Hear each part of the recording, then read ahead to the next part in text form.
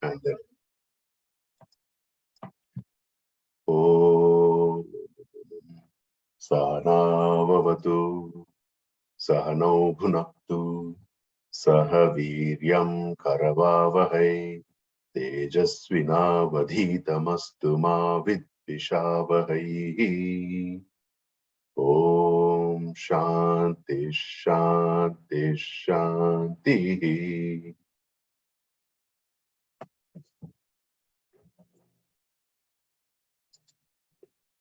Hari Om, everyone. So today we are revising chapter 8, Akshara Brahma Yoga. And Mukul, do you want to go first or do you want me to? Yeah, go ahead. Okay. So, like I said, I tried to put together a broad outline and presenting this revision in the form of a analysis of dream meditation, which Swami Guru Parananda has in his lectures. Okay, so my request would be just hold on, because I'm going to probably read out most of what I've written today. So you hold on to your questions after you finish what I'm going to say today. So let's start with the context. For everything, the context is very important. So if you look at chapter 1 to chapter 6, so the chapter 1 to chapter 6 starts with Arjuna Vishada Yoga, where Arjuna is a man in crisis. He's in deep distress. He's lost, desolate, doesn't know what to do, and he asks Krishna to teach him what to do. And then Krishna gives him the solution, the magic bullet. And he says in chapter 2, Sankhya Yoga, he says, your problems are because of ignorance of who you truly are. Know thyself. That's the medicine. And he says in 2.17, Avinashitu tadviddhi, yena sarvam idam tatam, vinasham avyayasyasya, na kaschit kartum arhati. Know that by which all this is pervaded to be imperishable. No one can bring about the destruction of this immutable principle. Now, Arjuna says, okay, if I have to know myself through renunciation, sannyasa, which is what Krishna says in chapter 2, why the hell are you asking me to fight? Isn't it wrong advice? Krishna, you seem to have lost your mind. Krishna tells him in 3.9, which is Karma Yoga, the chapter on Karma Yoga, Yajnayarthat karmanon yatra lokoyam karma bandhanaha tadattam karma kaunteya mukta sangas samachara. And he says, the world is bound by action other than that done for sacrifice. Therefore, perform actions for the sake of that, for sake of sacrifice, free from attachment. And after a long time, I logged into the mothership group yesterday, and I saw some question posed by someone, I don't remember the name, about Richard Feynman question about okay, if the whole world were to be in a deluge, what is the one thing that one word that would bring back everything? And I saw a lot of answers. One of them was sex. One of them was Aham Brahmasmi. And actually, the answer is there in Srimad Bhagavatam. The answer is, the word is tapaha. Okay. Aham Brahmasmi need not be known, because it's already known to us. But what we need to know is we need to do tapaha, which is sacrifice, or which is to let go of your own selfishness, to look at this whole world as your own self, and then you will get to Aham Brahmasmi. So that's the performing the actions for the sake of sacrifice. And then he explains Karma Yoga, Nishkama Karma, give up attachment, give up expectation of results, accept all outcomes equally. And then in chapter 4, Jnana Karma Sannyasa Yoga, 4.23, he says, Gata Sangasya Muktasya Jnanavastita Chetasaha Yajnaya Charata Karma Samagram Praviliyate. So he's identifying a person who is devoid of this attachment, who is free, whose mind is established in that knowledge, jnana, and who does the work as a sacrifice for the Lord. And he says that person's entire actions melt away. And in chapter 5, he explains what it is to do karma by having jnana, which is the karma sannyasa. In shloka 5.3, he says, Jneyasya nitya sannyasi yo nadveshti na kankshati nidvandho hi mahabaho sukham bandhat pramuchyate. He says, he who neither dislikes nor desires should be known as a perpetual renouncer of actions. For, O mighty armed one who is free from the dual throng is easily freed from bondage. And introduces to Krishna the technique of Dhyana in chapter 6. Okay. And Dhyana is to see the real enjoyer of all these sacrifices. And he says that real enjoyer is me, Krishna. And finally, in chapter 6, Dhyana Yoga, he introduces Dhyana in shloka 6.19. Yatha deepo nivatastaha nengate sopama spruta yogino yata chittasya yunchato yogamatmanaha. He says, like a lamp placed in a place with no breeze, he asks Arjuna to contemplate with one pointed mind on the indweller, Atma, within us. So that was from chapter 1 to chapter 6. And in chapter 7, Gnana Vijnana Yoga, the words itself, Gnana, Vijnana Yoga, I would summarize it as follows. Gnana is intellectually knowing that this universe is nothing but Brahman. And in chapter 1 to 6, if you have noticed, I've emphasized a few words. The indweller, the Lord, Atma, the real enjoyer. That is intellectually knowing that this entire universe is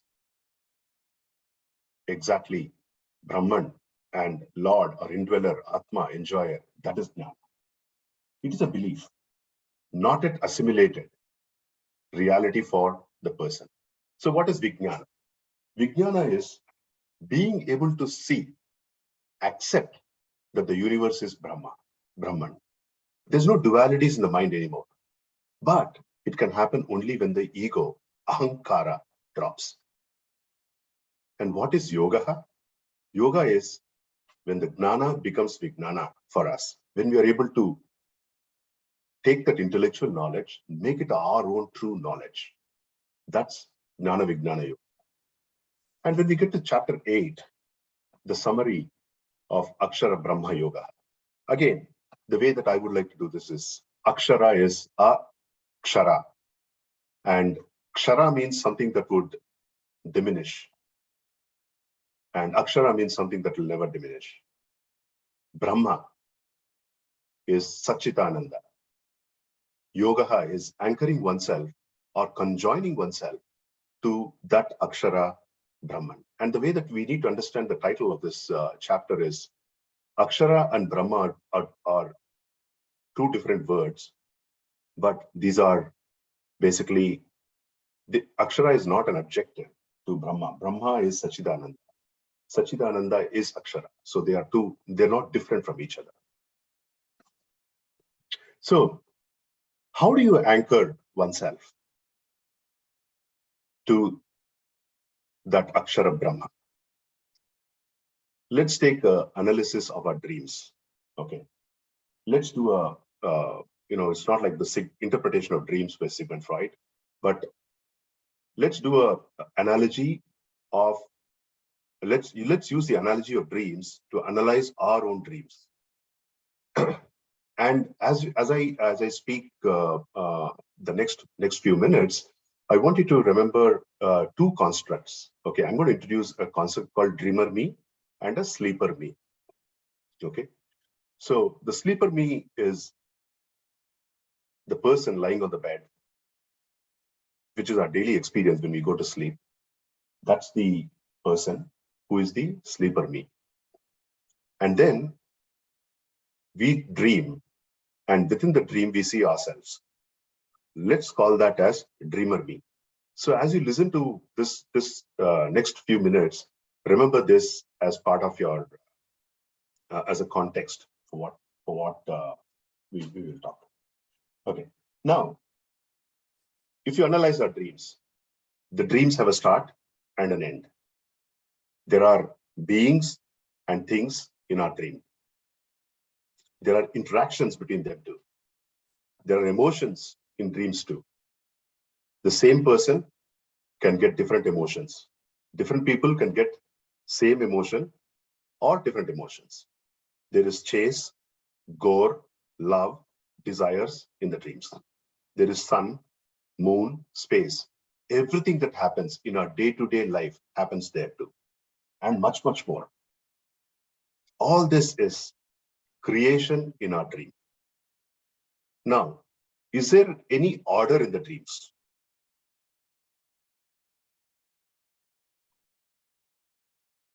Does the dreamer me have a different perspective than the sleeper me? It's a pretty rhetoric question, and the answer is yes. The dreamer me thinks like an individual ego. He thinks of his body and his mind in the dream, behaves as per his or her personality. Likewise, other characters in the dream do as well.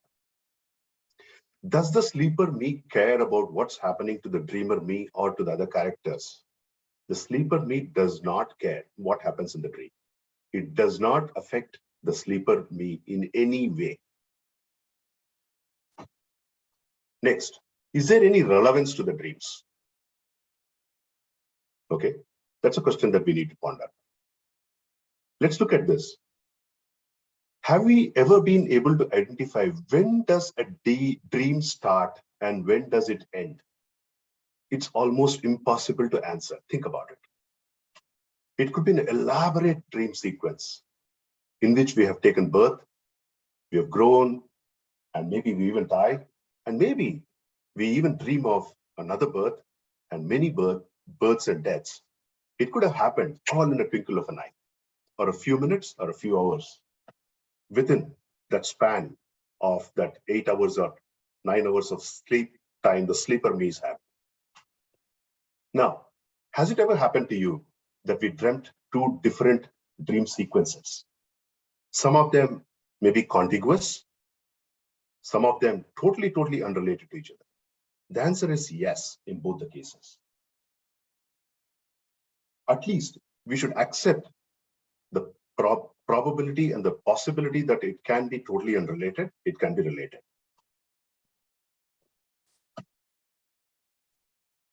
So if one accepts that possibility, is there a possibility to dream many independent or interdependent dream sequences in the same night the sleeper me is asleep? The answer is obviously yes. So let's look at the question. Has the dream me, the dream person, created anything in the dream, like other beings or things, or the interactions that happen between them? The answer is quite simply, no. It's just the cards that that person has been dealt with in the dream. Does the dream me know that they are in the projection of the sleeper me? Absolutely no. As long as the dreamer me is in the dream, that dreamer me does not know that there's another entity called the sleeper me who is actually dreaming. Now, can the dreamer me do something and know that they are a projection of the sleeper me? Probable, but totally irrelevant question that I'm asking here.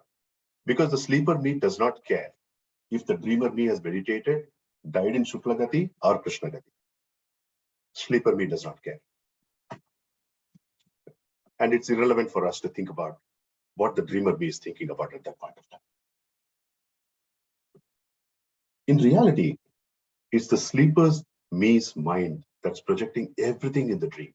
So everything in the dream can be considered as Manasa Putra. Manasa is mind, Putra is children of the sleeper me's mind. And the sleeper me has this immense, unlimited power of imagination to project whatever world they want to create in their dreams. You can do it to yourself. Tonight, when you go to sleep, seed yourself, saying that I'm going to create such and such world. Chances are you will actually be dreaming that. From the perspective of the dreamer me, everything is magic for him. What they see around in the dream, but not for the sleeper me. The time frame of 8 hours of sleep can be compared to infinity. And the dream sequence could be just a fraction within that of 8 hours of sleep. Now, will the sleeper me know what goes on in every character's mind in their dream? Answer is yes. But the sleeper me, the normal sleeper me may or may not understand that. But the answer is absolutely yes, including the birds and the animals in the trees, what the sleeper me sees in the dream. He has created it. Therefore, he has knowledge of what goes on within their minds as well. Will we be able to say that the sleeper me is smaller than the smallest element found in history and larger than the largest element found in history? Shloka 8.9 of this chapter says, Kavim Purana Manushasitaram Anoraniyam Samanasmaredya Sarvasya Dhataram Achintya Rupam Aditya Varnam Tamasah Parastat. Compared to the time, space in the dream sequence or the dreamer me, the sleeper me is ancient, omniscient, inconceivable to the dreamer me. He's the ruler of everything that goes on in the dream, nourisher of all beings in the dreams, shines on everything in the dream, peoples, their thoughts, objects, interactions, such that the dream me's, the dream persons can make sense of the dream sequences. Now, where am I taking you on this? Let's get back to the real world of transactions that we are in. Why is it not a possibility that this entire real world of transactions is just a dream of a sleeper that we may not know as of now? Unlike the dreamer me in your dream or my dream, you and I know we have an inquiring mind. We don't know or don't care if the dreamer me's we're inquiring about a changeless substratum like we do today, like we are doing today. Let us accept that as a possibility based on our dream experience, that there is such a sleeper in whose imagination, in whose world we are all characters. You, me, this laptop, all places, things are nothing but projection of that sleeper. Is there any order in this projection, in this universe? Is there a start and end time to this projection? Is there a pattern to this projection? If we inquire deeply, we will find the connection. If we don't dive deeper, we will only catch the bubbles and never fish the gems in the bed of the sea. Chapter 7 provides the theoretical framework. Acceptance of Vedas is mandatory at this stage to accept the possibility that there is a sleeper. We call that Brahman in Vedas. Chapter 7 also provides how the theoretical framework can be made into one's own reality. These two can be called Jnana and Vijnana. Jnana is the unchangeable truth. Vijnana is a relative truth for that individual, depending on how clean our mind is. And we can use the analogy that Mukul, you were saying in the last satsang about the glass and the sunlight. The sunlight will pass through depending on how clean the piece of glass is. Jnana to Vijnana is to be understood as at the moment of the death of ego, ahankara, that is when the piece of glass is totally clean, that it's so transparent that is able to pass through the entire life. It does not mean we have to deny our body and mind, but it means to sublime them. We have to know that we are neither of them, neither body nor the mind. We have to know that we are that unchangeable truth. We have to know that we are that sleeper in whose dream, in whose figment of imagination, in whose mind you, the small you, seem to appear. Yet, we have to know that we are no different from that very sleeper. Disown who you are not. Use them, but know that they're not the real you. And how do you know that? Isn't that hard? Sure it is. We have to start by Upasana. First, think of the sleeper different from you. Start there. Pray for the dreamer, wanting the sleeper to wake up and make this entire dream go away. If the sleeper wakes up, makes his entire dream goes away, using the analogy of a dream, everything is gone. The problem is, it may take time, few billions of years. It is said in the scriptures, Vedas, that we are in the 51st year of the current Brahma, and he will live for 100 years in all. That's a hell lot of time. And who knows what the sleeper will project you into when the Mahapralaya happens after 1000 into 4.32 million years into 100 minus 51 into 360 human years. You, the dreamer, in his dream, have a choice. Drive your chariot away from the trinkets of this imaginative, flickering Jagat, non-eternal universe, and all it offers. Your chariot has 5 sense organs, is driven by 5 sense organs, reined in by your intellect through the mind. The Brahman is you. The person riding the chariot is you, the Brahman. Strengthen your desire. Drop the ego, your ahankara, and let that Brahman drive your chariot. Strengthen your desire, Ichcha Shakti, to get into yoga with that Akshara, the unperishable. Use the best replacement for Brahman and do Upasana. The best replacement is called Om. Understand the meaning of Om. Meditate on it. All right. Why should we go through the trouble of doing all this stuff? Why can't I live my life the way it is right now? Life is a series of choices we make. Nobody stops us from making any choices. Choices are the result of the options we are presented with. And to know the options, so far we have expanded our knowledge by reading Gita. We know there is an Akshara Brahma. We need to know that we are that Akshara, and that is the goal of human life. Fritter it not away. The human life is precious. It is said that right from the ant till the current Brahma, no one has the best opportunity to know Akshara Brahma except the human being. It is said that the baby in the mother's womb remembers her past life and prays that it will reach out to the Parandham, the Akshara Brahma, as soon as it gets out of the womb into the world. But the moment she comes out of the mother, she forgets her promise to herself. The cycle continues. The matrix lives on. Punarapi jananam, punarapi maranam. Punarapi janane, jatare shayanam, said Adi Shankaracharya in Bhagavad. Like it is said in Purusha Sukta, Padosya Vishwa Bhutani Tripadasyam Rutam Divi Tripad Urdhva Udait Purushaha Padosyeha Bhavat Punaha. Padaha is quarter, Tripada is 3/4.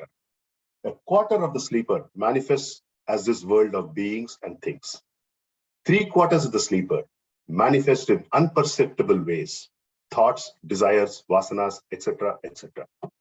And remember, although you add the quarter to the 3 quarters, make it a whole, the sleeper is still there beyond the quarter and 3 quarters. That's the Akshara Brahma. That is why it is worth concluding this talk with this wonderful Shanti mantra. Om Purnamadav Purnamidam Purnat Purnamudachyate Purnasya Purnamadaya Purnamevavasishyate. Om Shanti Shanti Shanti. Shri Gurubhyo Namaha. Hari Om.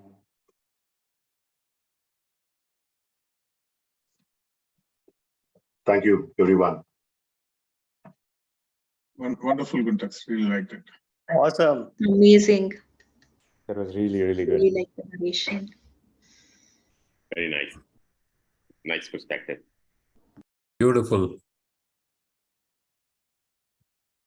Thank you. So context, right? So question. So actually loved the way you kind of connected again from earlier chapter to this chapter, and the dream to a waker to maybe a super conscious. That's why I think the thread of the thought is, right? Yeah. So the way the dreamer, somebody is dreaming, right? Like I'm dreaming something. So the whole dream is in that sense a creation in my mind, right? And you also alluded, I think, saying the waking reality today, right? Whatever we are is also our own creation, right? Correct. Can you expand a little bit on how on what? So which means that this is a big picture getting painted by the inner being, right? Whatever the super consciousness or whatever you call it. That is correct. Yeah. So if you look at in the dream, there are different things that happen in the dream, and we think that those are all they look different and all that stuff. Okay, but the point is, it's all there in our mind, the person who is actually sleeping. Okay. So the question is, if there is such an analogy, and what stops us from thinking that this current world of transactions that we see can be a projection of somebody else's dream, that whom we may not be aware of at this point of time. And the whole idea is to validate whether that such a person exists or not. And when you go through the process of inquiry, which Bhagavad Gita says, or all the Upanishads say, the process of inquiry leads you to disown who you truly are not and start owning who you truly are, which is the Atma, which is what Bhagavan says in chapter 2, saying that your biggest problem seems to be that you're making a mistake, saying that you are killing, you're being killed, and all that stuff. But what the body dies, that's its nature. The mind will also die after some time. Okay, it goes from one soul to one body to another body, and at some time it's still perishable commodity. But there is one unperishable commodity, and that's what you want. And within that, it appears. All these body minds appear, different body minds, and that's our true identity. Very nice. So Rajesh, I have a question. In fact, I had this question for some time. No answer to it yet, at least for me. The question is as follows, right? So if drawing a similar analogy, we've heard of an analogy where think of it's almost like you have like the chariot analogy, like you have the body and mind. So it's part of the chariot, and you are not the chariot, but you are the passenger, right? But then if there is something wrong with the chariot, right? Let's say there is a few spokes of the wheel are not well, and it's shaky. It is going to have a hard, rough. The travel is going to be rough. Let's just put it that way, right? And the friction is just going to be there. So we can even though we understand that we are the passenger and not the chariot, but the chariot is what is given to us right now, and the chariot is broken in one way or the other. So then whose responsibility then is it to then fix the chariot, or are you saying we shouldn't, or it's okay? So but we have to accept the fact that the chariot is broken, right? Even though we know we are not the chariot, it is, but the chariot is what I have today, and it's broken. Yeah. So that's a great question, Kishore. And I've pondered about this multiple times. The way that I have come to a conclusion is, if one has to make a journey, one needs the chariot. The chariot has to be in shape. Yeah. Okay. Yeah. And it's our responsibility to keep the chariot in shape, to a reasonable shape at least. I'm not saying you should drive pretty fast or whatever, but it should at least be able to move. Right. Okay. Right. Now, in this spiritual journey, the chariot analogy is a very good one, because the chariot is the body and mind. Yeah. What does undertaking this journey mean? Okay, first of all, we need to know what direction we are heading in. Okay, so the direction has to be clear. Yeah. And if the direction is clear, then the next thing is you need to ensure that all parts of the chariot are aligned, or at least oriented towards going to the goal in the direction. Okay. And yeah, some of them may not be in the right form and shape. Some of them may be there. And so therefore, what would happen is you would try to go on the chariot using the strength of the chariot at that point of time while you're strengthening it. You cannot say that I'm going to make the chariot perfect and then start moving. You're going to keep moving the journey. Yeah. Okay. Using the strength, because it's not that the chariot is totally broken. Yeah. Yeah. Okay. You can still move. Yes. You can still move. Yeah. It has to make choices. The choices is, okay, can I move in this direction or in this direction? There are only two directions. Okay. Right. Right. So once you make that choice, you may be moving slowly in the chariot, because the chariot itself, okay, the body and mind itself may not necessarily be to the tune of the speed that is required to reach there. Mm-hmm. But it is still moving in the direction. That's good enough. Yeah. But the responsibility of ensuring that the chariot is tip and top is ours, that ego's.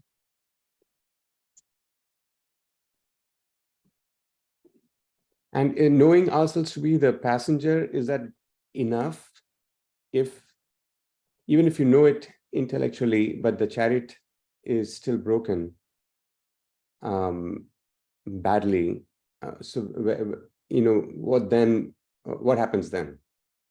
So knowing is, let's go back to the analogy of the pane of glass and the sunlight, right? Yeah. Knowing is good enough, but does it shine through the body and mind? Are you able to realize the benefit of that knowledge? I mean, today, if I know programming, yeah, it's good. But the point is, can I use it in some fashion? If I'm not able to use it, then the knowledge of the programming is useless for me. Likewise, I might know that I am Brahman, but if it does not reflect in my life, okay, whatever percentage, 0.001 to 99.999%, I don't care about that part. That's not what we're discussing. But if it does not reflect as benefits in my life, there's no point in having any knowledge, including the knowledge that you are Brahman. It's useless. So the question is, how can you make that knowledge shine through you? And there's nothing that we need to do other than just clean up that particular piece of glass to let that light shine through you. Yeah. Yeah. Good. Thank you.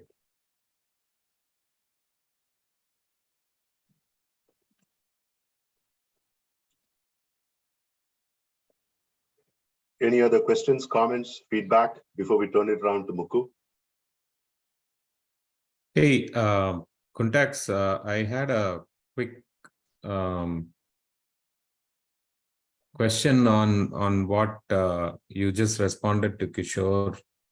I'm trying to understand the question a little better. I guess if the chariot is damaged, means the chariot is supposed to be the body itself, right?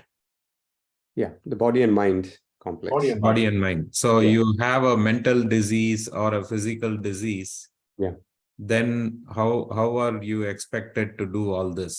Is your question? Is that correct? Yeah, in a way, right? And Yeah. so yeah, to that point, if you are disturbed, right? So the chariot being damaged, meaning that looking at it from the chariot's perspective, it is suffering, right? Every time it goes through a circle, it's suffering, right? Yeah. And so from the chariot's perspective, something is wrong, needs to be fixed, and that's kind of where it's at. It doesn't know about the passenger at this point. Now, but even if you now say that, hey, you know what, I'm the passenger, and so then what? You still, but the chariot is still, suffering through this. So the point is, I think to Rajesh's point, definitely there is responsibility to fix it, right? Mm-hmm. And it can only be done in a human birth. Let me remove Rajesh from spotlight. Yeah. And so that becomes an important part of a human birth, which is to fix that, right? Knowledge is one, and the second part would be, the fixing would be the like a prerequisite in one way, and then the knowledge of not being the body and mind would be the other. I think they both go in parallel, but then fixing is a very, very important part of it. Yeah. So Absolutely. Sorry. Absolutely, I agree with that. Yes. Let's talk about the physical disease. So if we are completely paralyzed, or we have a stroke, or you're going through a lot of this non-normal suffering, like what we mean by suffering. Yeah. In some cases, you may not even be able to do Shravanam, like you may not be able to listen to the teachings, or so then some the other, if let's say I am going through that, right? Then somebody like yourself, you see my suffering and you help me with that. I don't see myself being able to learn all Bhagavad Gita and everything in the middle of all this physical suffering that I'm going through, right? It's very, very hard, which is why, it's like there are people who sit and read and give the Shabdam, or read the Vedas and explain them, and there are people who help that way. It doesn't have to be Bhagavad Gita, it can be even be the Holy Bible or whatever it is, but there are there has to be other people, other humans, I guess, to help. If it is mental disease, I've heard Swami Ji talk about this quite a bit. And incidentally, we will talk about Swami SPG's lectures that I attended earlier this month. He referred to this also. When there is mental disease, there is no point in advising meditation and reflection, because the mind is already going haywire. It is going everywhere. So that is not the right way to approach it. You just have to let the mind do its thing, and you can try to help with, giving it distractions, but you cannot try to quieten the mind, because it is beyond that. Depending on what stage of mental disease or mental issues we are having. And when Ajay and myself and VP, and this kind of really stands out, because I think I might have asked the question, because there was somebody in the family who was having a lot of mental problems, and I might have asked the question, I think, and I remember vividly Swamiji saying, no, meditation is not something that is recommended. You let the mind do its thing and let it calm down to a certain state, and then you can try to help in whatever way. Until that point, offer distractions, offer other forms of help that the person might respond to well. that type of thing. So Gunz, I think you answered the question very, very nicely, right? I think the whole point is exactly that. The point is when the mind or body is quote unquote broken in some fashion or the other, one needs to first get it fixed. And like what VP says in the chat, right? We need to know what's the right thing to do at that point of time. That's when the guru will also guide us. Yeah. Okay. Meditation is not the panacea for everyone. Yeah. Okay. Neither is doing quote unquote hatha yoga a panacea for everyone. It is not. Or pranayama, it's not. These are all applicable to tune up the body, okay, to get into that fast gear. Think of the body and mind as a car with 1,000 gears, 1,000,000 gears. Okay. Maybe someone is driving the car at gear 1, but he should be driving at maybe 1,000 for him to get to the next stage. At that point of time, telling that person to get to 1,000, which is meditation, is going to be tough for that body and mind to accept it. SPG actually brought up Ramakrishna and Ramana Maharshi for the physical ailment, because both of them had physical ailments. Apparently, when Ramakrishna had this problem, I think he had cancer or something that came up. And Ramana Maharshi also had the same thing, throat cancer, I believe. And Ramakrishna, when it happened to him, he said, "Oh, the rascal has got it." But he never said, "got me." The rascal has got it, which, and apparently, and of course, we have to realize that we're talking about Ramakrishna and a very different type of being. But SPG was using that analogy to say, hey, somehow we have to get away from this body attachment type of thing. And connect what you just now said to chapter 7, Gnana Vijnana Yoga, okay? If we had got that thing, we would be running to a doctor, getting the body fixed and all that stuff, because our gnana of who we truly are is there, as much as what Sri Ramakrishna had. But the implementation of that is probably at, millions and millions of times lower than what an enlightened master has had. That's why, that master never had the problem, but we have to take care of the body because we are not there as it. Yeah. In fact, I don't know if SPG brought this up, but I think Shankara has talked about this. I remember from somewhere. He says, when you have when you become let's say, when you've crossed the limit and you've done your Nididhyasanam and you have this really ingrained and you're very close to being enlightened, or you are enlightened, then all of the prarabdha basically disappears. The body just goes through its motions and the prarabdha disappears. Anyway, that's a little bit of a tangent, but coming back to this, so that's what Ramakrishna said. And then Ramana Maharshi, he never really, he replied with a standard response. Nothing. Silence. He's like, okay, do whatever you want with this thing. But Gunz, I thought prarabdha never disappears, right? Prarabdha, the body has to go through the prarabdha. Yes, the body goes through it, but for you as a realized being won't go through. Okay, got it. Correct. Okay, that's what. Yeah, and there are a lot of subtleties that I remember hearing too, like in that argument. And there's a Q&A going on that Shankara writes about, and we can. I'll refer back to it, but I found that very interesting. It's like a step function; it just goes to 0 immediately, apparently. So you become infinite, and then all the prarabdha jumps to 0. I just found that amazing. So anyway.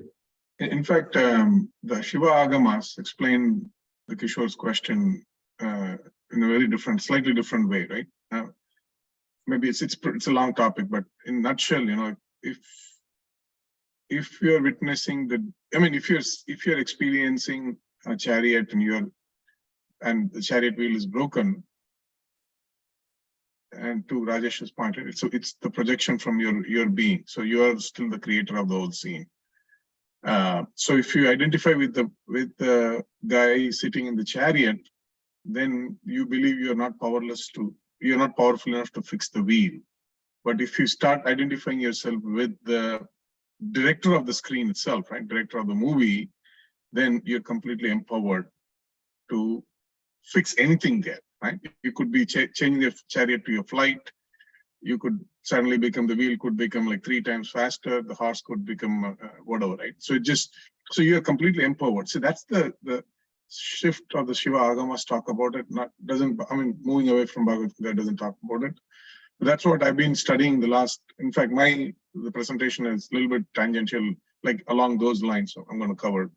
But what what my guru has been teaching is more from Shiva Agamic principle. It's Advaita, but it's more on the side of empowering and truly understanding the nature of reality, right? And how that can drive and empower you.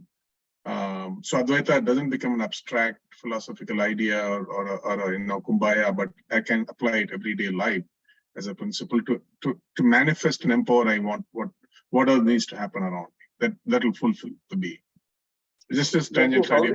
How do you extend that to Gun's a situation of a mental illness? Yeah, so see, you have to understand it.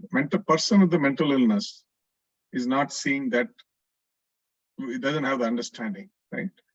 So the person with the mental illness, his or her cognition, they're just going through whatever they're going through. Now, I am witnessing this person having a mental illness in my life, right? Which means in one way, they're also in my screen, right? Which means if I'm enlightened, I can influence that, I can heal them, right? This is how a lot of the Enlightened Masters have the ability to heal people miraculously, right? If you look at it historically, many incidents, they'll heal, they'll touch, they'll give vibhuti. You can read every Enlightened Masters, you can read like thousands of these type of examples, right?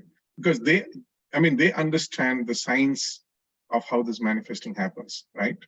To answer the question, the person himself cannot meditate, or we as somebody's not enlightened cannot really help it. But somebody who understands the science can really heal the other, complete the other. I'm going to use the word complete, science of completion. I think which I've been alluding to. It also talks about the same philosophy. So if I understand the science and I see somebody like that, then I'm empowered to change that also. Got it. Thanks. That's a principle. I'm talking the principle here. All right. Fantastic discussions. Mukhu, why don't we roll? Go ahead. All right. Floor We is yours. start the prayer. Nityanandam Paramasukhatam Kevalam Jnanamurtim Dvanvadidam Gagana Sadusham Tattvamasyadilaksham Ekam Nityam Vimalamachalam Sarvadi Sakshi Budham Bhabatitam Triguna Ragitam Satgurum Tam Namami.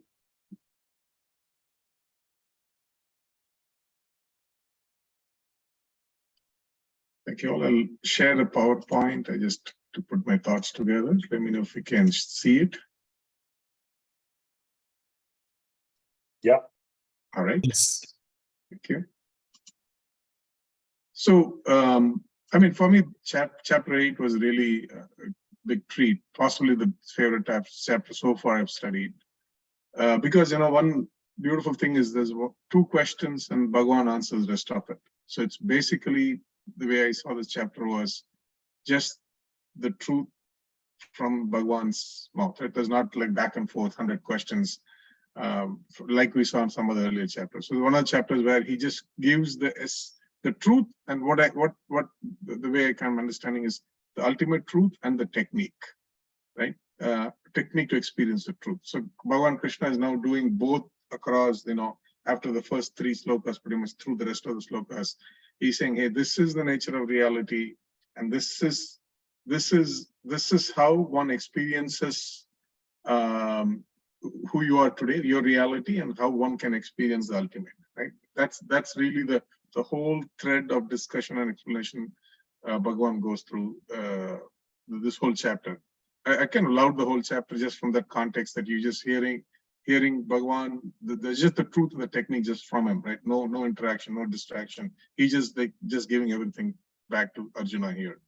And really the aha was really there are many ahas, but if I were to just pick one, this was really the first 4 slokas, which I'm calling it the nature of reality, right? Which was the earlier discussion was alluding to, right? If I'm experiencing sitting in a chariot wheel is broken, that's the nature of reality I am perceiving, right? I as an identity, Mukundan is perceiving that reality.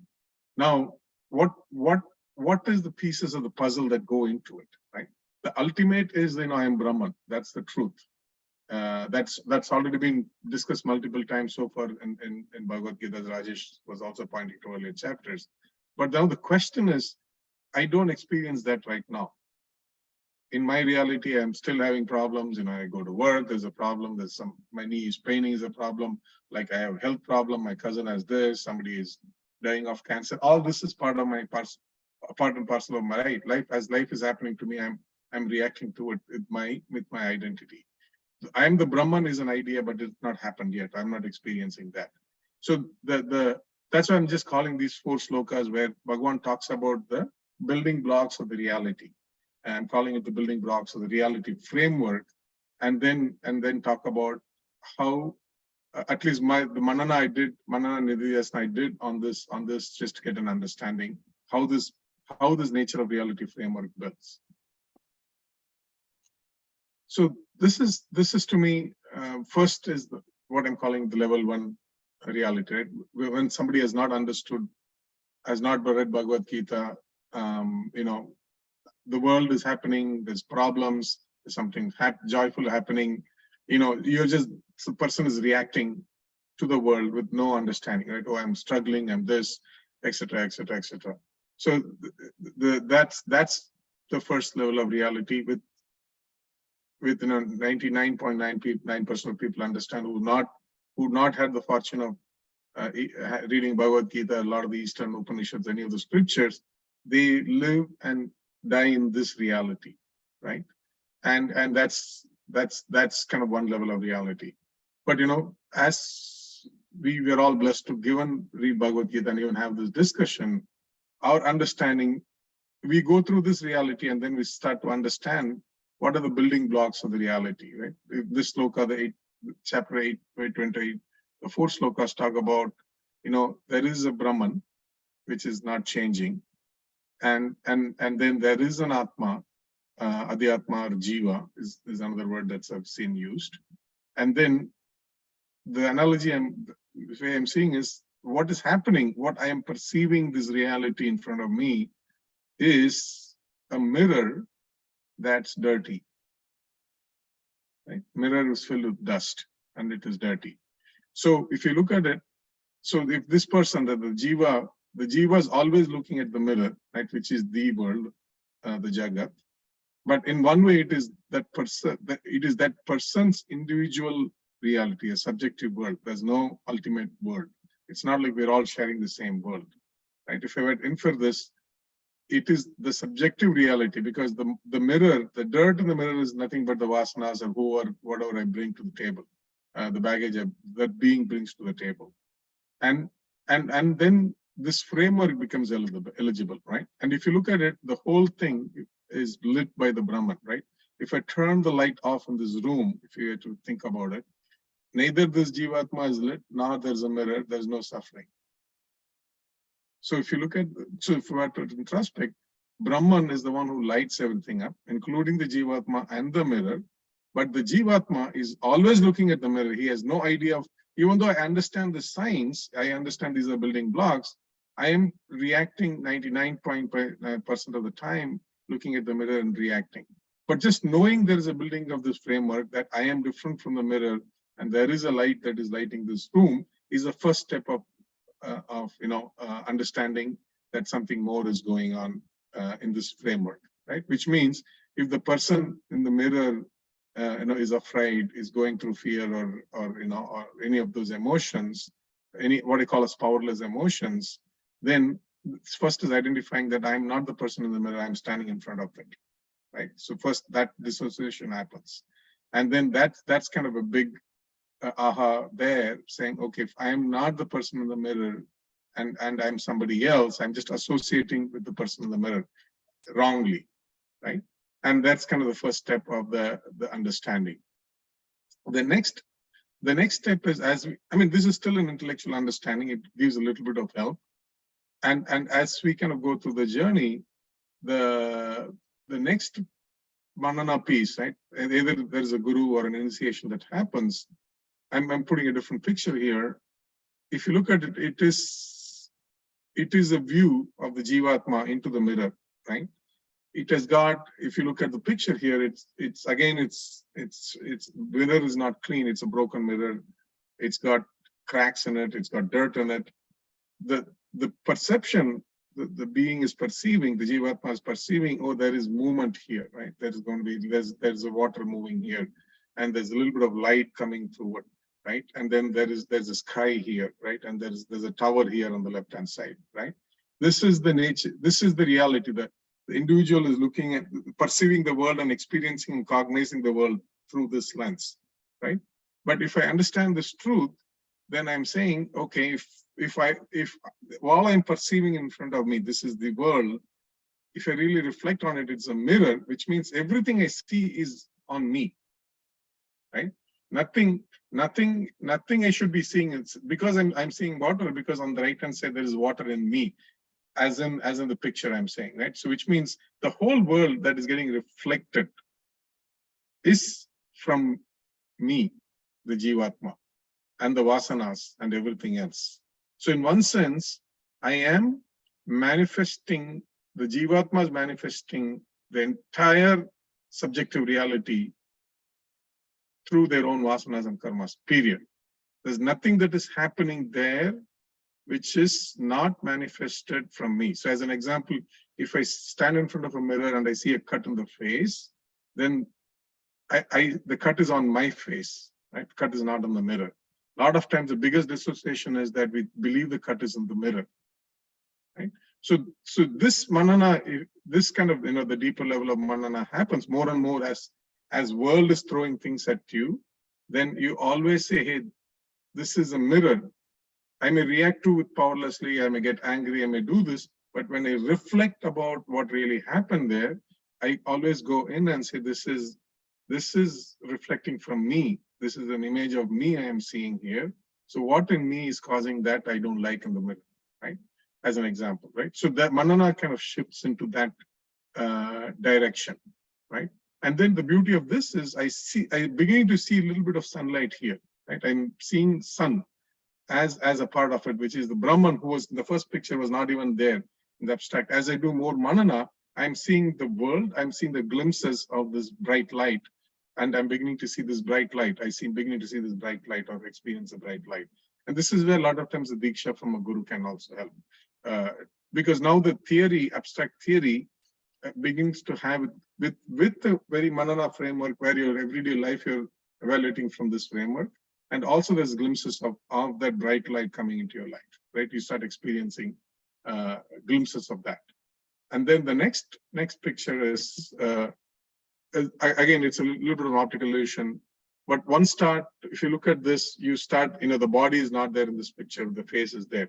So as you start getting deeper into the manana, and start experiencing, okay, this is all, the world I'm seeing is all like a reflection of me. And then you start, the Upasana, any of those efforts, Dhyana, Upasana, Yoga, any of that will basically start cleaning the vasanas, right? And then the moments of that, you start truly reflecting, not the body, mind, but start reflecting the ultimate, right? In this picture, if you look at this body, it's an illusion, but the body is not there, the face is there. So one start experiencing the world with more and more of the lower identity not there, and the higher identity. Basically, the vasanas don't reflect, and then but still some pieces of it exist. The face exists, leg exists, which means there is power, there is understanding, there is experience of powerfulness, but then it drops back into a normal existence. So you kind of want to tinker between both, right? And as the journey continues, and at some point, the guru says Tattvamasi, right? You are that. And then this is kind of the nididhyasana, where one starts experiencing, tada, there's a light. There's a mirror. I just see bright light.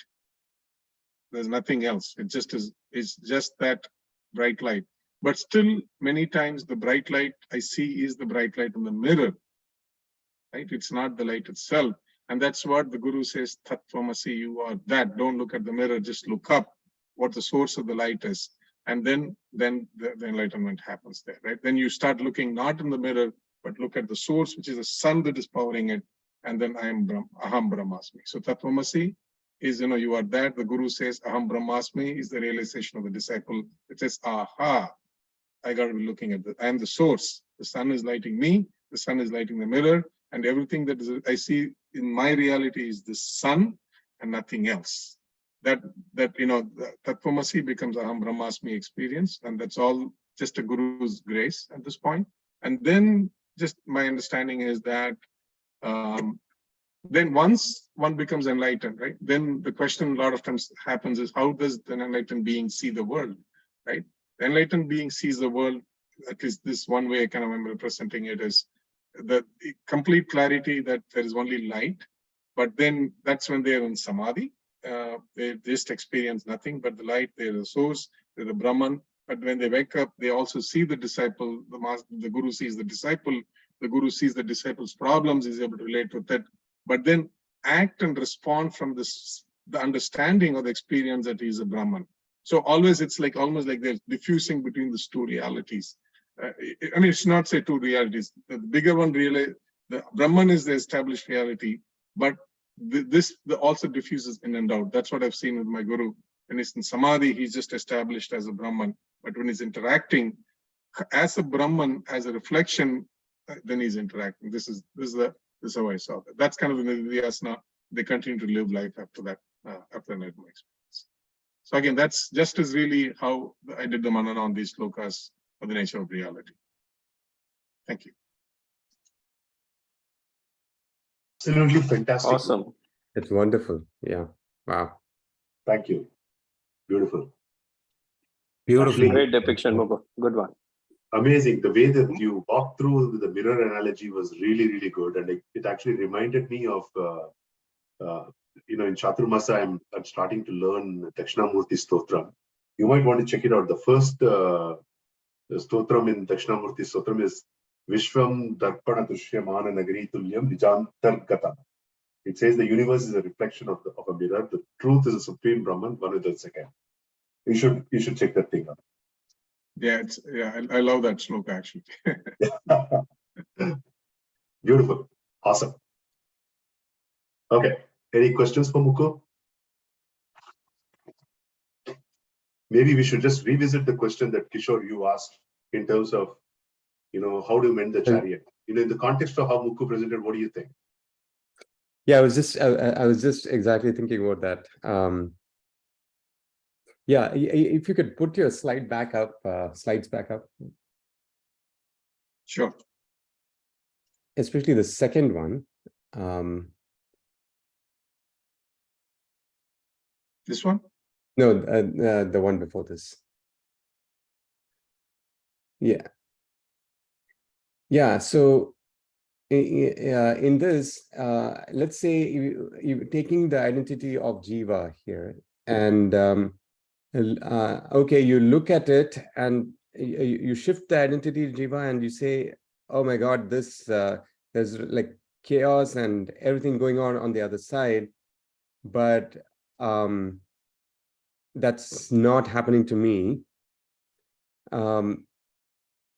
But at the same time, that's not how I experience the world. I mean, I see it as being completely chaotic. Yeah, so how do we, we can intellectually see this, right? And maybe even experience it, especially when we are in, let's say, when in Dhyana, we can at least see ourselves slightly detached from, detached from what is happening to us. We can, as the observer, as the witness. But then in reality, then, how do we continuously have this separation, right? Of all that chaos that's happening is not me. Yeah, so the kind of, that's a great question, right? So in this phase, right, I just have an intellectual understanding, correct? There's nothing has become an experience. So the first phase, I'm not even dissociating. Now I understand there's a Brahman, this concept, this framework is available. Sure. The way I think a lot of times this very understanding is very empowering to start with, right? That's what I've seen, right? It's not like the experience is happening. So the way I always think about it is, see, a lot of times without this understanding, we live life like we are tied to a chair, right? For example, if I'm not comfortable to sit in this chair, right? And I believe that I'm not empowered to stand up and do the way I change a chair or stand up and walk, right? Because I believe that the reality in front of me is bound. I'm helpless. If I just the very understanding of this framework is empowering, because I know that the reality in front of me is just a reflection, right? Which means if I need to see something different in the reflection, right, which is my world, my jagat, I am empowered to change it. So for example, if I'm not comfortable to sit in the chair for a long time, I can stand up, I can walk, I can switch to another chair, right? That's the first empowering idea. That this understanding, the jnana of this, right? Before this, it's just anyana, right? There's no understanding of this. I'm struggling, I'm suffering, etc. Here, it opens up the door just to be empowered to start with. Hey, I don't like this, I'm struggling with this. You know what? I'm empowered to change it. I can get up, I don't like the chair, I can get up and walk. If I find the room's too hot, I can turn on the AC on, right? So this gives the power, this framework gives the power of, or just the idea of empowerment, that in this body mind framework, as a Brahman, I can change things because I am also Brahman, right? The first empowering idea always gives a gap in the suffering. If you really reflect on it, sometimes you're so caught up in the jagat. If you just know I am empowered to change it, you pause and reflect. That pausing is a lot of times is very empowering, and then the more and more manana you have, the pauses become, it becomes longer and longer pauses. You start slowly dissociating with the world itself, right? And so first time, something may happen, you may get angry, and that night realize you may pause and reflect, saying, oh, you know what, that happened, that's not me, right? And as the manana deepens in the life, as you're getting angry, you will start also pausing. This will come in. Hey, you know what? This is the mirror. Let me watch it.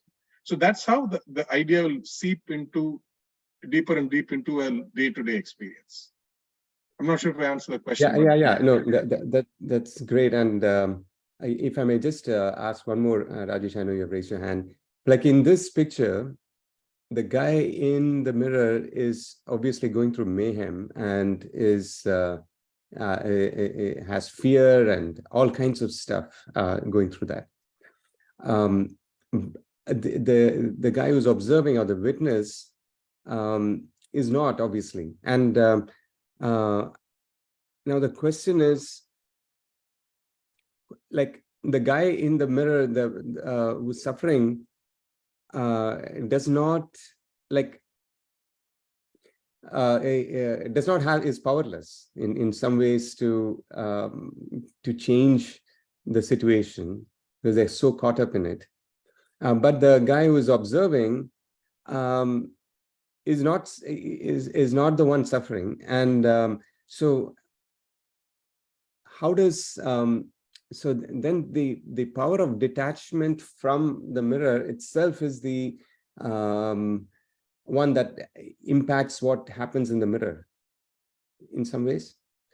The power of detachment, or the ability to detach, will give ability to manifest things differently, right? So, see, the first part of it, you're powerless, right? And you feel you're thrown into the ocean and you can do nothing about it, right? Yeah.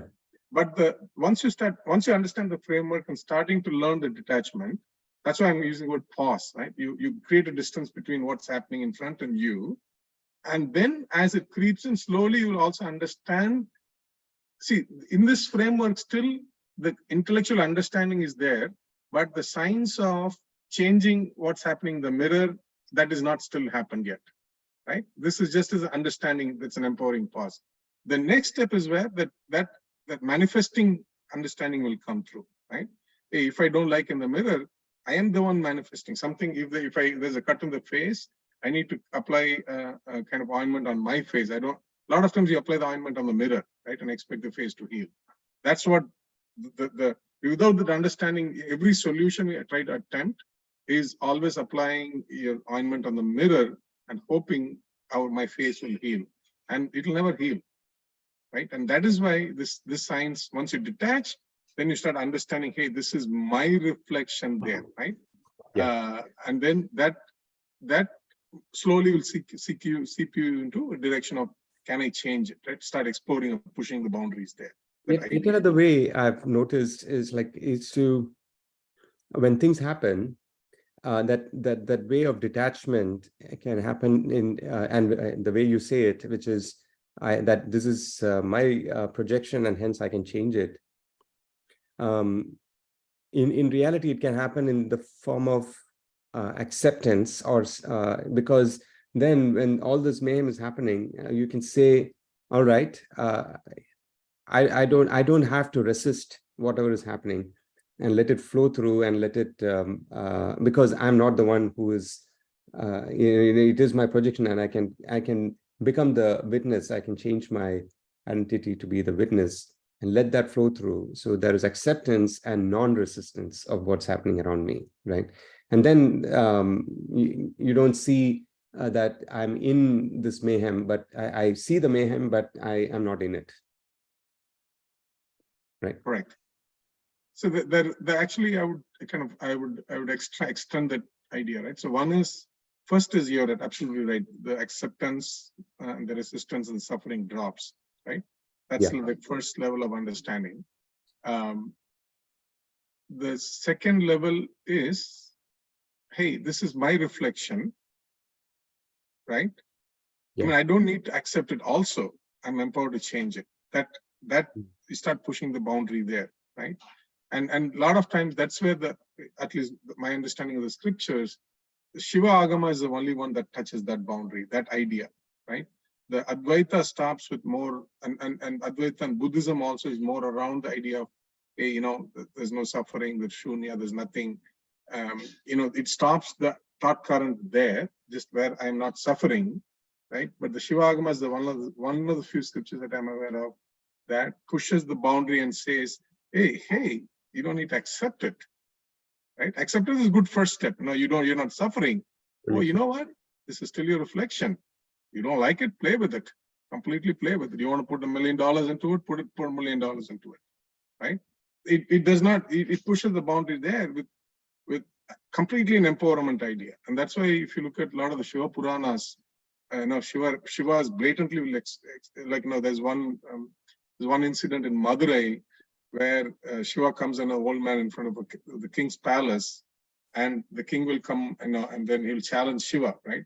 And then Shiva will touch there's an elephant statue there, in a kingdom, he'll touch it and the statue will become a real elephant and start walking away, right? And there's a really old lady who's sick and walking, Shiva will go touch her and she'll just become like a 16-year-old girl, right?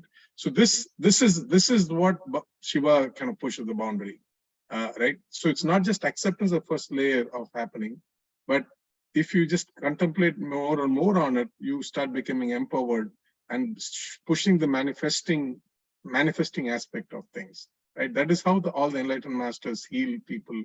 When people don't have, biologically cannot have children, they give them a fruit, and the couple bears the children, so on and so forth. All this is from the science of the manifesting, which is Turiya Tita. That's the scriptural learn. Most of the scriptures start with Turiya, the 4 states, right? But there's also a 5th that is not widely read or documented called Turiya Tita. So Turiya Tita means on which there's a screen on which all the 4 Turiya is also played. So Turiya suffering drops. Turiya Tita, you are empowered. You understand the signs of manifesting. So you are Shiva at that time. Wonderful. Thank you. So that's the kind of evolution of that idea. Very nice. Mukul, fantastic presentation. Thank you for this beautiful analogy of mirror. Just want to connect the analogy of mirrors that you used to the analogy of chariot that we have in the Upanishads, right? And I go back to Kishore's question and Gun's, comments and all that, right? So the question that I have for you is like, how should I understand what you presented in terms of tuning up the chariot and body and mind? Is understanding, acceptance, and then applying the ointment to oneself rather than to the mirror, can they be considered as actions that we would take, tune up the body and mind? Yes, absolutely right. So you can call it Upasana, Bhakti, all of that science is nothing but teaching us to apply the ointment in the face, right? That's exactly all the inner sciences, all the techniques that all the scriptures talk about is methods to apply the ointment in the face. And the framework, which is the Advaita, gives you the clarity. When things happen outside, look in. You can only fix the reality, manifest things by looking in first to start. So the clarity is applied on. I mean, you're looking at the mirror, that's not you, and then you is different from. So if you don't like something in the mirror, first fix the spot here. If I have a spot on the right face, I see the mirror, I say, oh, I keep complaining, oh, there's a spot on the right, and I don't like it, I don't like it, I don't like it. Dude, just look and fix it here. And how I fix is the techniques, yoga, manana, all the manana, nididhyasana technique, initiation by a guru, bhakti, puja, chanting, dhyana, meditation, all of them are techniques. And based on the individual's mindset, whatever works for them, they can take the principle and apply it and fix it. Yeah, that's very, very enlightening. And I think, Kishore, I think your question and what you talked about also in terms of how the corner cases of people that we have, I think Mukul seems to have answered it very, very well. At least I'm able to make sense of it now. Yeah. Yeah. It does make you think very hard about it, doesn't it? Because it is, since we are talking and we are quote unquote in the normal state, we are able to do this. And like you said, Mukul, we're extremely blessed that way. But if we are not, we can't get into the minds of other people. Of course, SPG was saying, Vivekananda used to ask people, if you will please allow me, can I peer into your mind? Apparently, he used to ask that. You have to be at a certain level for that. Yeah, one more question, related question is related to that mirror. Obviously, the person in the mirror is the one suffering. So the question would be, who is suffering, right? So, yeah, but the person in the mirror is not real.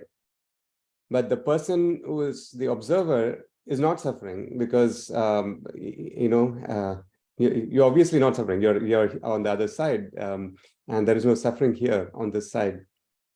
So there is no suffering in that sense, because there is suffering or apparent suffering, but that is not real. And on this side, there is no suffering at all. But then we do experience suffering. So suffering itself doesn't seem to be real in that sense. Correct, and that's why that's why it's called Maya, right? The idea of Maya is rooted in this, right? You think you're suffering, it's not. The reality is not the way it is, right? When Maya is not, it's untruth, right? That's not the right understanding of the word Maya. Maya means it is not the way you believe it is. That's a real understanding of Maya. Like, that's a finer meaning of Maya. So which means the mirror and the suffering, the way you understand I am suffering, right? The identity, I put it on the guy in the mirror, right? That's the false association. right? Because I'm associating with the guy in the mirror, I am suffering. Then that's why the Maya comes in. The reality is, you are not the guy in the mirror. You are standing in front. There is a mirror, and there is a light reflecting that is making all this happen. And from the point of view of light, the Brahman, neither you exist nor the mirror exists. It is, right? Whether you are suffering or not, there are 10 people in the bathroom suffering or not. The Brahman doesn't care. And that is the whole principle of Maya, right? It's just the suffering is because I'm suffering. I'm experiencing suffering because I'm identifying myself the guy in the mirror. Right? Then I identify, I have an understanding, oh, I am the guy in front of the mirror. Guy in the mirror is not me. That's the first level of understanding, a shift in identity, the pause. The second level is Tattvamasi, and then you look at the source, and then you're saying, this is not even, this body, the guy in front of me is not even the real me. The real me is the Brahman, right? Because he's the one who's lighting the whole thing up for me. And then you start associating with the Brahman, that's when the Aham Brahmasmi. Right. Just plucking yourself out of the mirror and just being the observer of the mirror itself. Absolutely. Huge achievement to That's be able to exactly get there. right. Yeah. Exactly. And that's 60-70% of the you get a technique to deal with all the suffering, right? You're not suffering, or you're not suffering as much as it was before with this understanding. Hey, and that's why you should look at the same the analogy that I was sharing earlier on, right? The dreamer me and the sleeper me. Yeah. If we assume that in this real world of transaction that we are dreamer me of someone larger, sleeper me, okay? Since we have that mind and the ability to think and analyze and inquire, if we start inquiring, then we will be able to coalesce and say that the dreamer me, that who I think I am, is no different than the real sleeper me, which is the Brahman. Okay, so that means me and Brahman are no different. You'll come to that conclusion sooner or later. That's what the techniques say. Sorry, Gunja, I interrupted you. No, I was going to say, we may not have time to go through SPG's presentations today. What I could do is a teaser, and then we'll get into it next weekend. But everybody that are here today, and of course everybody else in our group, please do come and check this out, because I'm just a messenger here, but 2 days of packed, like 6 to 7 hours of lectures. And he also presented 7 stages to get to removal of suffering. So I think you'll find that very interesting. So Gunj, here is what we will do. I think we'll have to do enough justice for it. After we complete chapter 8 revisions, I think we would request you to take 1 hour, okay, out of the 1.5 hour slot, present all your learnings, and 30 minutes for Q&A. Yeah, or we may, I might be able to go through in 25-30 minutes. We'll figure that out. Then we'll do the Q&A. Yeah. Basically, one slot, one satsang slot, you need to take, because it won't do justice otherwise. Yeah, and there's a lot of things that Swamiji was talking about, and I never knew about Ashtavakra before. I mean, I think we've all heard of Ashtavakra, but this Ashtavakra Gita or Samhita, right? It was just mind-blowing. Literally. Awesome. Cool. Does Srini have a question? Yeah. Sorry. Question to Mukund. It's a very basic question. See, when you say you become detached from the body, and let us assume that you have enough Nidityasanam to understand that you are the Brahman. The pain and the suffering will be there in the body. We will realize it, or we will not realize it at all. For example, I'm asking, the pain is there, but still you have the endurance to withstand the pain. Is it like that? I'm talking about physical pain, mental pain, and even emotional pain. Or when you get detached, the pain itself will not be there. So what is the exact thing that is going to happen when you reach the state of Nidityasanam? So I'll try to answer that with I think Bhagavan Ramana Maharishi's life, right? The same thing happened, because when he had cancer, they did a surgery, right? And they were They're doing a surgery, I think, on his hand, if I recall, hand or somewhere, right? So, and Yeah, there's yeah, no anesthesia. He didn't want anesthesia, right? And then yeah. he I was know just this. watching. Yeah, sorry, go ahead. Yeah, please. Yeah, No, so I he was know this. watching. Yeah, go ahead. No, I know this. So that is why the question was put, whether Understood. he had the pain and he had the endurance to withstand the pain, or he didn't even have the pain. Sorry. Yeah, understood. Yeah, so the answer he gave is, there is pain, but there's no suffering, right? And the way I would kind of understand that is, for example, if somebody's cutting a piece of paper in front of me, right? I'm not suffering because I know I'm not the paper. I'm not getting cut, right? So there could be pain because of the body, the biological aspect of it, but there's no suffering because the identity is not associated with the body, right? The same way, think of it like when I cut my hair, I don't experience pain, right? Whereas I cut my finger, I experience pain. It's the same analogy, right? So because I believe, just for me to understand, the association of identity is not there with the body. So that the body is experiencing something, but it's as good as I'm seeing a third person going through a surgery, because I'm not associated with that body mind identity. I am associated with the Brahman, which is the sun, which is lighting everything. So it is experiencing what it is experiencing, but there's no suffering. That's how I understand and interpret Bhagavan Ramana Maharishi's response to that question. And put it the reverse way also, Srini, to answer your question. Let's say that if as a parent you are identifying so closely with your child, and the child is suffering, you will feel the suffering, because there's no difference between you and the child. But the moment you disassociate, okay, neighbor suffering, you have nothing to do with the neighbor. You won't feel you may feel his pain, but you will not suffer for him or her. Understand. No, I'm just talking about the biological pain. Will the pain be there? We will endure it, or the pain itself will vanish? Pain will be there. From Bhagavan Ramana's response, pain is there, right? I mean, I've not experienced it. So from what my interpretation of his response, there will be pain, but the suffering won't be there. See, No, pain because itself is an idea, right? So pain itself is an idea, right? If you really think about it, pain is an idea. It's a mental construct, right? Like there are societies, in tribal villages, the lady will go have birth to a baby and come out in 15 minutes or 30 minutes, right? There are tribal villages where they put a little tent in the middle of the village. They go give birth, like in the matter of hour, take the baby and walk away. There's no drama to it, right? Because that's how they believe the childbirth is, right? So to a lot of degree, pain is a mental construct. Giving the same Ramana Maharshi example, when he came to Tiruvannamalai, he went into that cave and started meditating. That is still available inside the temple. And when people went to find him, they found a lot of ant bites, rat bites, everything on his body, Scorpions. but he never realized all that. Correct. So, which means that we are all normal sane beings. So my understanding is, when the pain comes, you need to detach. I think that is the maturity you need to have. For example, when somebody is giving you a suffering, if you detach, maybe the pain will go. So that amount of maturity is required in our thinking process or body.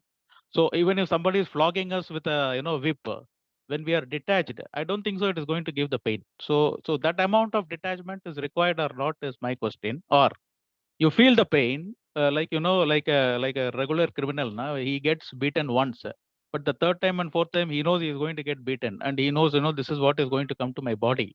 So you feel the pain and then you endure it.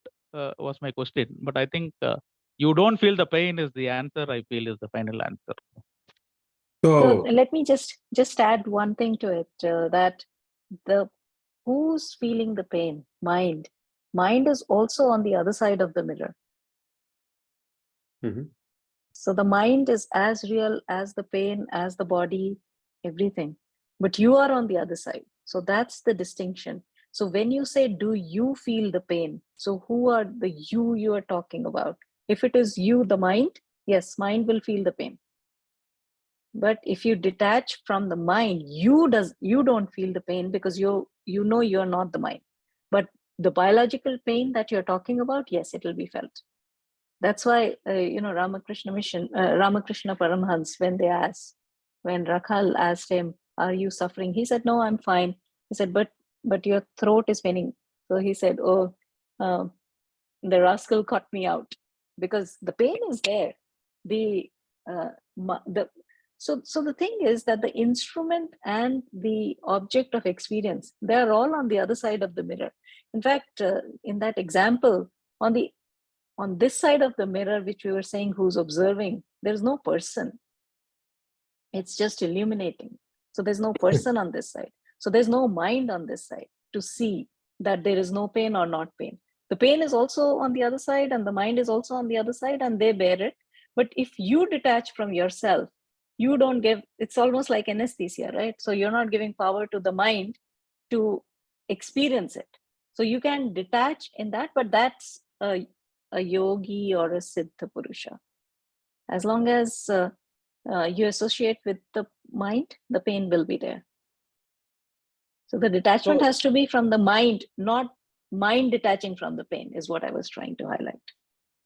So in other words, if we accept the pain vanishes? No, the pain is there. It just doesn't bother you.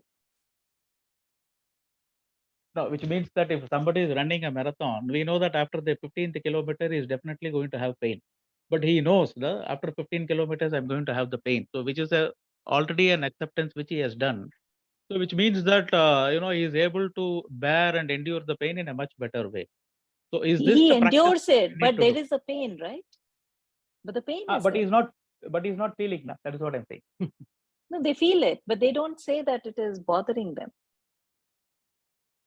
Yeah. Okay, understood. Yeah. So that's what I'm saying. The mind is also on that side. Mind will feel it, but you can detach from the mind. Yeah. Mind cannot detach from the pain. I think what you're talking about is mind trying to detach a little bit. Yes, that could be due to endurance a little bit. But the suffering that we say is on the other side. That suffering is, oh, I am suffering. That's the thing we can overcome. We can't overcome the mind feeling the pain.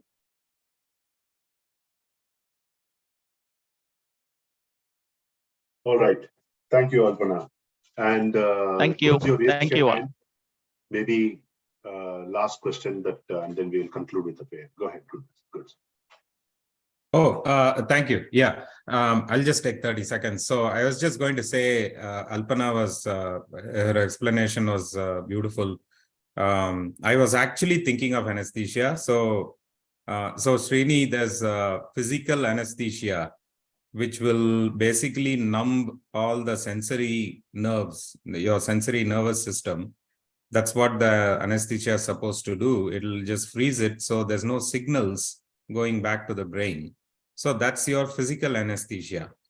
But when you wake up, from a surgery, or when you wake up from after you put tincture or something, you don't have mental anesthesia. So there are two anesthesias here. The mental anesthesia is extremely difficult to get rid of. That is what I think Alpana was saying. So you have to be a yogi to have mental anesthesia. You will not.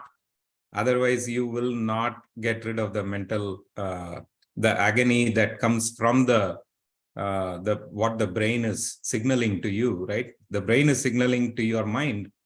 That anesthesia is like way at a much, much higher level. Yeah. And incidentally, it's also equally applicable for pleasure and, non-pain related, opposite of pain as well. So, oh yeah, we have to cultivate both. That's the tuning of the chariot. All right. Any other last questions from anyone else before we conclude? I think, but it's not important, because the entire chariot is on the other side. Till such time you don't believe it's on the other side. That's what I'm saying. So it's easier to believe, right? Than to endure the pain yes. It's a much harder way. So just accept it's all on that side. I am not getting impacted. So It's slightly easier. At least trick our minds. Correct. All right. We'll conclude with a prayer. Om Sarve Bhavantu Sukhinah, Sarve Santu Niramaya, Sarve Bhadrani Pashyantu, Ma Kaschid Dukkha Bhag Bhavet. Om Shanti Shanti Shanti. Shri Guru Bhyo Namaha. Harihi Om. Thank you so much, everyone. So I'll again post a message in the group and request those of you who are ready to present next week to please show your thumbs up on that. Otherwise, we will, if I don't get any response by Saturday evening, Guns, we're going to go with your talk. Okay. I am all ready, man. I am ready to go. All right. Thanks, everyone. It was good because I was racing to finish everything. Now I'm all set. You just tell me anytime. I'm ready. All right. Bye. All right. Bye. Bye. Thank folks. you. Bye. Hari Om. Bye. Hari Om. Hari Om. Hari Om.